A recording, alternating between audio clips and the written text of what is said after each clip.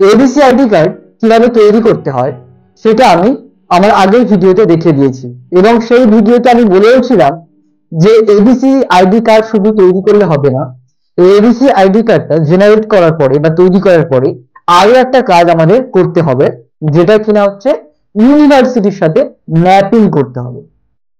তো কিভাবে আমরা এই এবিসি আইডি কার্ডটা তৈরি করার পরে আমরা ইউনিভার্সিটির সাথে আবার সেটাকে ম্যাপিং করব, আজকে আমরা এই ভিডিওতে সেটা সম্পর্কে জানবো। দেখবো যে কিভাবে আমরা আমাদের এবিসি আইডি কার্ডটাকে ইউনিভার্সিটির সাথে ম্যাপিং করতে হয় বা লিঙ্ক করতে হয়। তবে যেমনটা আমি প্রমিস করেছিলাম সেই মতো আমি আজকে ভিডিওটা আপলোড করলাম। ওকে, তো লেটস স্টার্ট দ্য ভিডিও। এখন আমরা যে কোনো ব্রাউজারে সার্চ বারে সার্চ করব এবিসি আইডি অথবা এবিসি আইডি ম্যাপিং।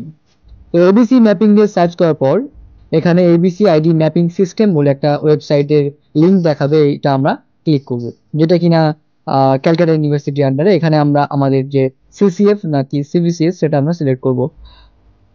তো আমার যেহেতু সিবিসিএস সেটা সিলেক্ট করলাম, এখানে আমরা আমাদের রেজিস্ট্রেশন নাম্বারটা এন্টার করব।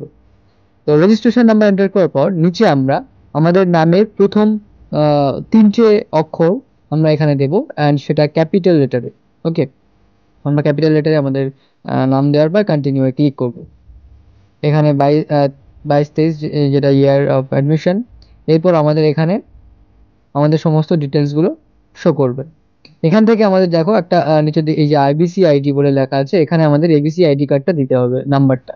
তো আমরা যে এবিসি আইডি কার্ড ক্রিয়েট করেছিলাম সেই নাম্বারটা আমরা এখানে দেখে দিয়ে দিলাম, অ্যান্ড কনফার্মে একদম সঠিকভাবে সেই এবিসি আইডি কার্ডের নাম্বারটা আমরা ক্লিক করব।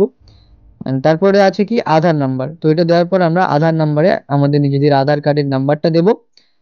দেওয়ার পর আমরা স্ক্রল ডাউন করে নিচের দিকে আসবো।